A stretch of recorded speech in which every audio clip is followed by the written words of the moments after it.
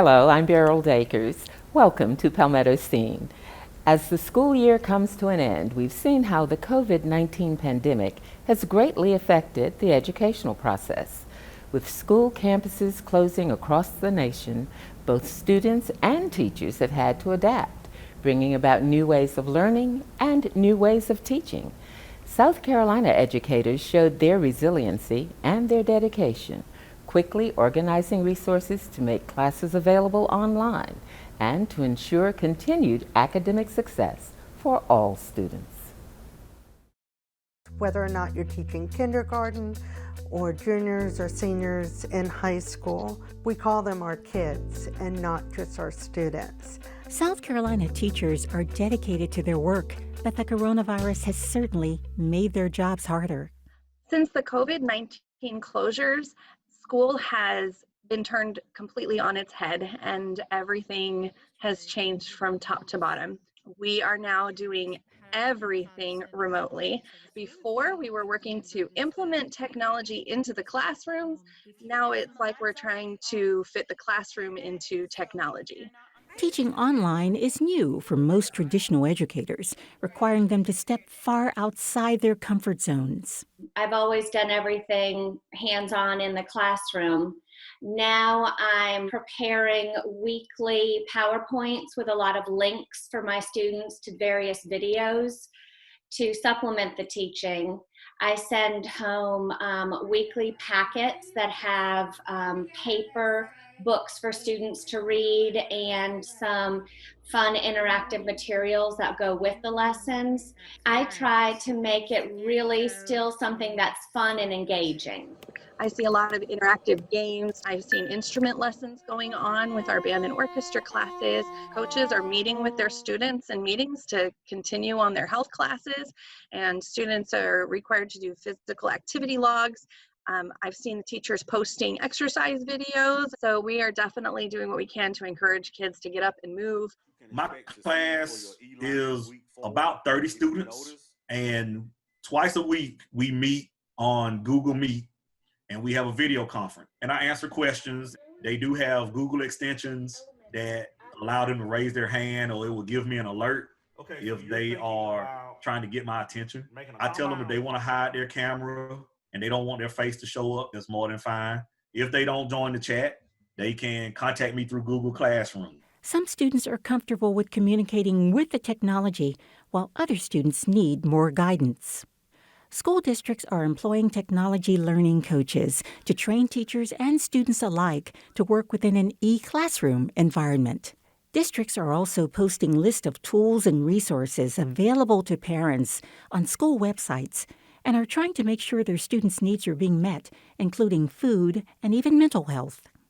Teachers have also been advised to offer flexibility with due dates and possibly reduce assignment complexity. Are these assignments that these students will be able to do at home alone or with parent help?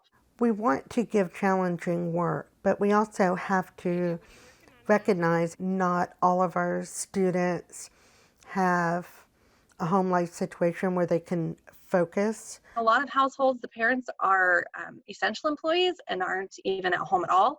And we've got siblings watching each other and helping each other out with their schoolwork. I went and delivered packets that were not picked up by students. I delivered over 50 yesterday just so that I'd be able, standing 6 feet away from the door, to say hello and wave to some of my kids.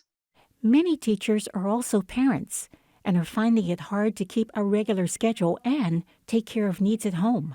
So we have our hours from 9 to 1, but I find that I'm reaching out to parents at 4 and 5 in the evenings, and then my videos I'm having to do sometimes as late as 10 o'clock at night. I personally have 4 children at home, all trying to do their schoolwork. I kind of paired them up, and I have an older one helping a younger one, and I'm usually over in the next room on my laptop doing my job. And I think that that's probably exactly what most households look like right now. The biggest concern many parents have expressed is that their children will fall behind.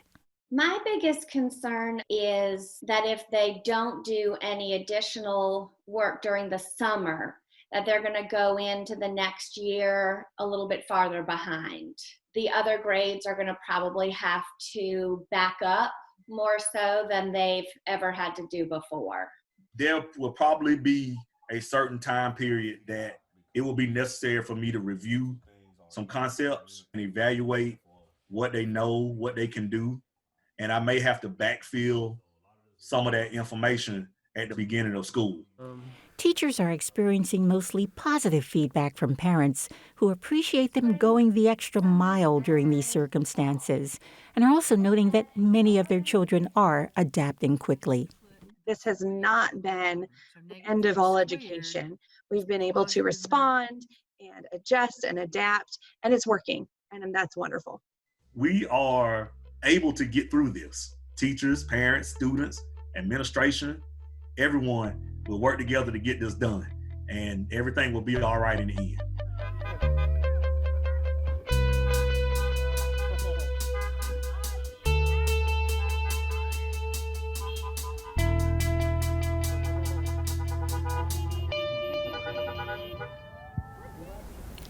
In our next story, we meet Becca, a recent graduate from the University of South Carolina Upstate.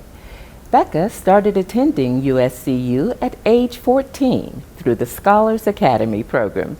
She shares with us now how she and her family celebrated this turning point of her life, even in this time of the pandemic, and how she and the class of 2020 hope to step into the future with even more purpose, determination, and vision.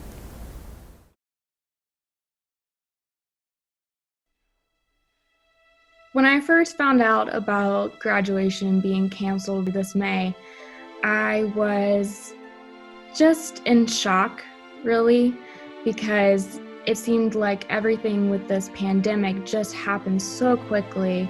One thing closed after another event was canceled, and we were crossing our fingers. We were just hoping that we would still be able to graduate. My name is Rebecca Turner. I go by Becca, and I am a former now student at USC Upstate. I have been there for the past 6 years. I started attending school there in 2014 as a high school student, a freshman in high school. The reason why I was able to attend USC Upstate from such a young age is through a very unique program called the Scholars Academy.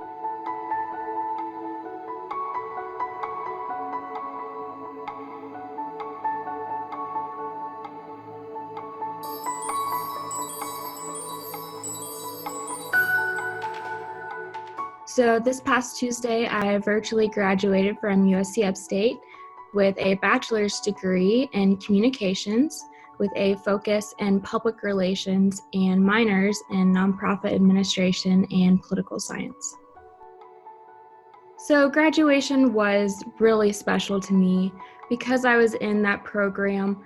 My high school graduation didn't seem as important, and so I was really looking forward to celebrating graduating college because I was doing it in 2 years on such a fast track. It had more meaning to me.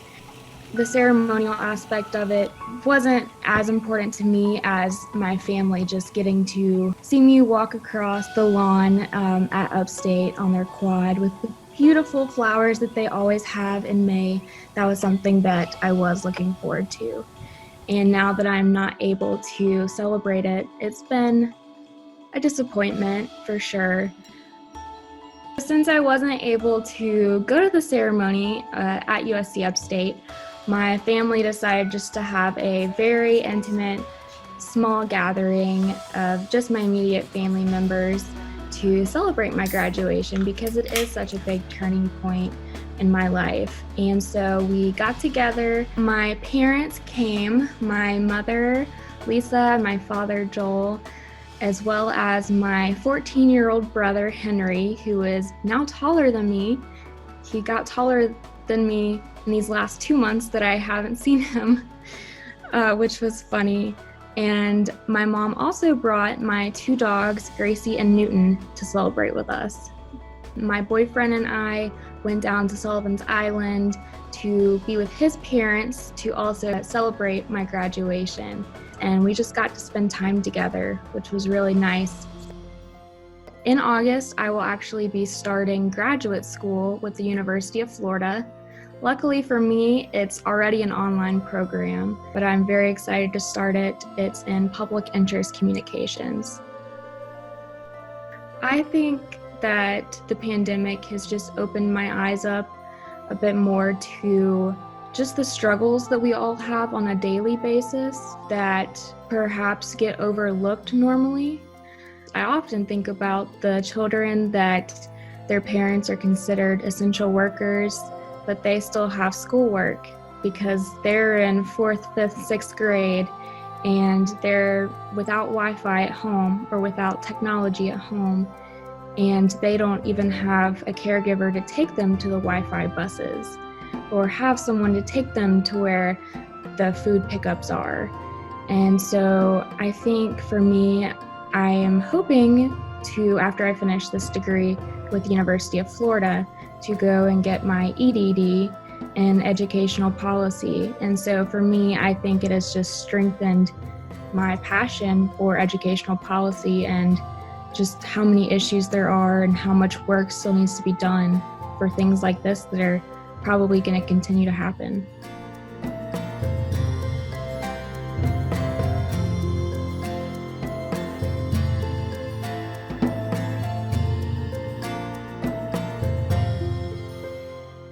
I've just really learned that you have to be resilient. You have to see the light at the end of the tunnel, and it's really just a personal choice that you have to make every day. I was quarantining in Seneca for a little while with my boyfriend because right now I live with my elderly grandma. I didn't want to put her at risk. And while I was quarantining in Seneca, we had the tornado hit. You know, you're supposed to have supply of meat for like 2 weeks. You're supposed to have a bunch of toilet paper. You're supposed to have all the supplies you need so that you're not constantly going to the grocery store. But we were without electricity for 3 days. And so how do you stay at home in the dark without food in the fridge? How do you do that without going crazy?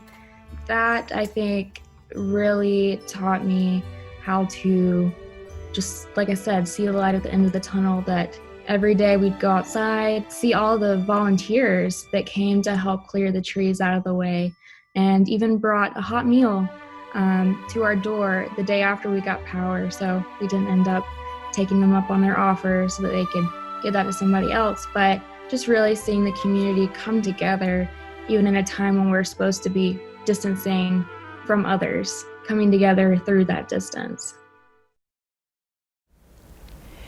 If you think it's stressful going about your day-to-day activities during this crisis, just think about how our first responders must feel. Firefighters, for example, work tirelessly and heroically, saving lives every single day. Few people stop to consider the toll, both physically and mentally, that this takes on them and their families. And unfortunately, many firefighters fail to seek the help they need to cope with these stressful situations. The Medical University of South Carolina, however, is working to provide a solution. They've developed a new app that they hope will save lives. I've been a firefighter for about 4 years now. My dad is the fire chief of Santee in Orangeburg County, so I just kind of grew up in it and just been always a part of my life. Sometimes you go out in the middle of the night, not ever knowing what happens in the end. Like, you know, you'll go to a call and you'll get to a certain point, even with a shooting victim or a stabbing or a vehicle accident, you'll get to a certain point, then you drop them off to the ambulance, and then from that point you just don't know if they survived or not. It's a day-by-day thing. There's always a certain amount of stress because you just never know what you're going to get. Whenever a tone goes off, you don't know what it's going to be for. It could be just, you know, going to help a citizen with something, or it could be going to a baby that's in cardiac arrest. So you just never know. I've had one call that's really bothered me where one of my classmates actually died in my arms. You know, I wouldn't tell some of my best friends some of the things that I go through. I'm going to talk with them, but I wouldn't explain in detail, you know, things I've seen or been through or done, just because just whenever you go into this profession, you don't even realize you know what you're gonna see and what you're gonna do. And the whole time you're doing that, you're away from your family as well. So you wonder about what they're doing and what their well-being as well while you're away. I followed my dad into the fire service. He was a fire chief. And I adored him and adored everything about him, but he was one that wouldn't talk about problems and didn't expect anybody else to talk about things that were bothering him. He was one of the suck it up, tough it out guys. And so I thought that's what we were supposed to do. I've seen grown men who've spent 30 years of their lives on this job be reduced to terrible places because of their inability to cope with some things. That life shift that firefighters have to go through. So they're in the field, they're having these repeated, potentially traumatic events happening throughout the same day or even the same hour without much time to process in between.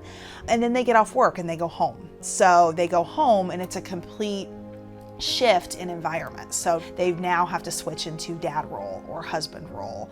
It also does cause a significant amount of stress on the families. So the shifts are tough. So their firefighters are often gone for 24, 48 hours at a time.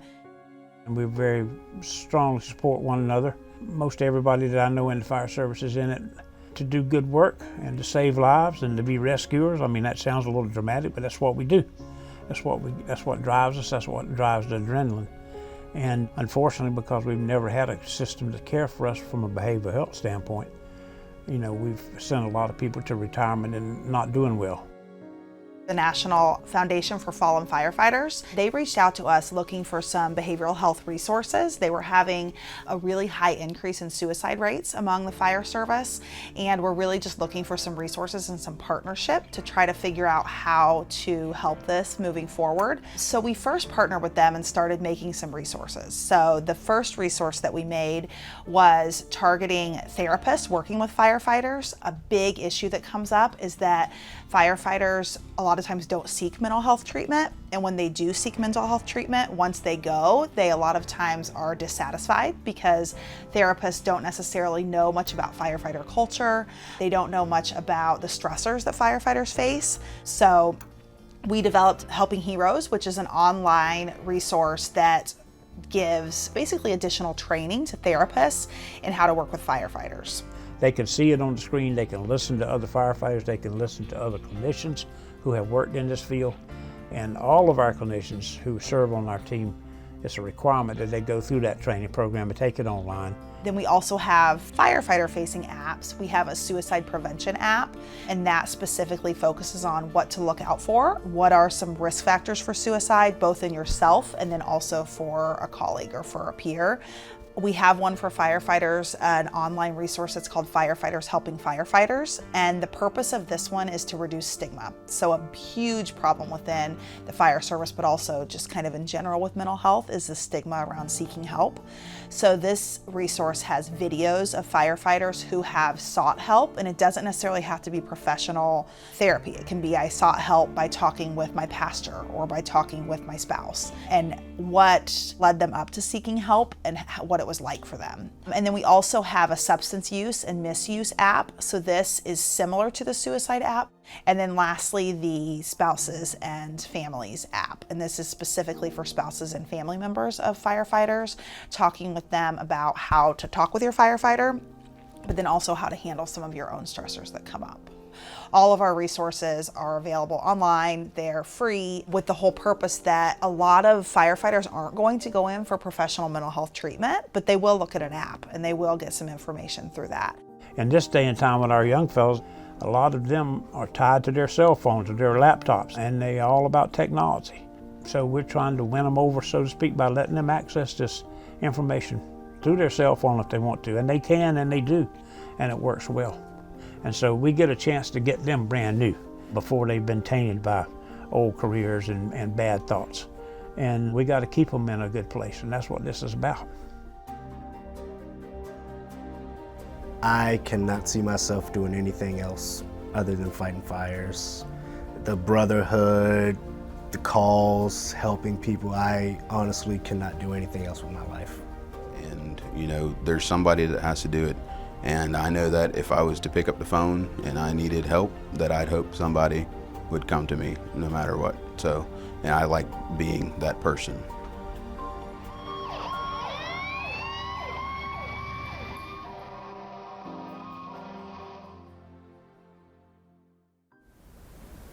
And now for something on the lighter side, so to speak. Even though there are over 2,000 species worldwide, there are only 3 species of synchronous flashing fireflies that can be found in North America. Amazingly, for approximately 2 weeks every year, between mid-May and mid-June, these incredible insects find their way to the Congaree National Park. During this time, visitors normally can experience an awe-inspiring display of synchronous flashing as the fireflies search for their mates. This year, however, due to the coronavirus lockdown, the park was closed to the public. But researchers were able to take advantage of this unique opportunity to collect important data, and our cameras were able to record this extraordinary natural event unencumbered. In 2019, we had 12,500 people come to our Firefly Festival in about 2.5 weeks. That was 8 to 9% of our total visitation for the year. We've received multiple inquiries from local, state, and national, and even international media. There are many different kinds of fireflies, and each one of these fireflies has its own life cycle. And this is a branch of science called phenology, the study of the timing of annual events. This particular species, Photurus frontalis, this is how their life cycle works. They emerge for about 2 weeks in the spring. Flashing is a courtship signal. The males are trying to attract a female, and a lot of the fireflies will have their own distinct flash pattern so that they're not confused as to what species is what.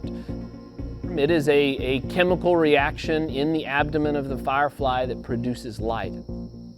A lot of us have these stereotypical images of fireflies. Many of us have memories of fireflies. But fireflies are one of many insect species that are declining significantly. And if the public says, hey, this is what we want out of our national park, that's what we're here to try and do, so that future generations can come see the fireflies and they can come see the fireflies today. That's what we want to ensure. Quality experiences for visitors, but also continuance of the life cycle for the fireflies. Congaree is a really unique ecosystem, and particularly right now, because during May you get these fireflies that start emerging at that transition zone between the bluffs and the bottomlands. And when the fireflies come up, they don't just blink intermittently, they begin to synchronize with one another. So it's like the forest is pulsing with life. It's an incredible natural history event. There is not a great understanding as to why they do it. That's currently what researchers in the scientific community are trying to work on solving right now. This is the great question. Why do they do it and how do they do it? This is such a spectacular and special place because it offers the public a chance to come and see one of these ancient processes that plays out in swamps. And this is just one of those unique interactions. The idea of photographing and filming these fireflies in this synchronization event is it's a great idea. It's technologically very difficult. For me, for still photography, it requires long shutter speeds, sometimes between 2 minutes and 10 minutes long, and you get to see these kind of trails that these fireflies leave. Sometimes it doesn't work. So you're relying on technology a lot to make this happen.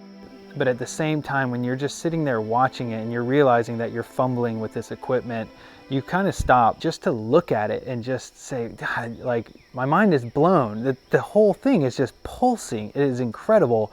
And a still photo will never, ever capture that. Nothing beats actually being there in person and seeing it. This is an opportunity for some researchers to come in and study the fireflies. We have a lot of questions about how fireflies respond to light. We want to make sure that visitors can come enjoy the fireflies and have a safe time, but also not impact the fireflies.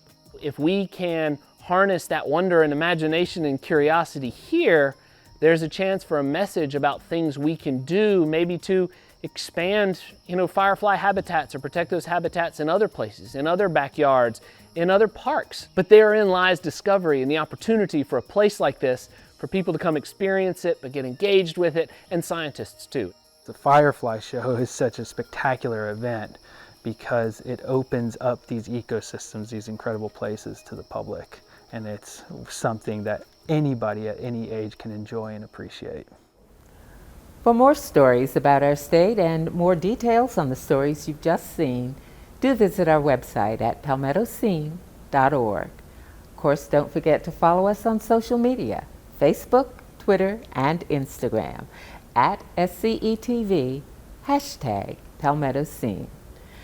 We leave you tonight with a look back at one of the most riveting days in our recent history, a day when many diverse voices came together, seeking a remedy for the injustices recently displayed across our country. For Palmetto Scene, I'm Beryl Dakers. Good night, stay strong, and thanks for watching. One day, when the glory comes, it will be ours, it will be ours. Justice will not be served to those who are unaffected or as outraged as those who are. South Carolina cannot wait to seek justice. Every second, every minute, every hour, we wait to seek justice. We wait for injustice to find another victim. Rosa sat on the bus. That's why we walk through Ferguson with our hands up. When it go down, we woman and man up. They say stay down, and we stand up. Every second, every minute, that we aren't seeking to change our institutions. We are allowing those institutions to rob us of our sons, our daughters, our fathers, and our neighbors of life and liberty.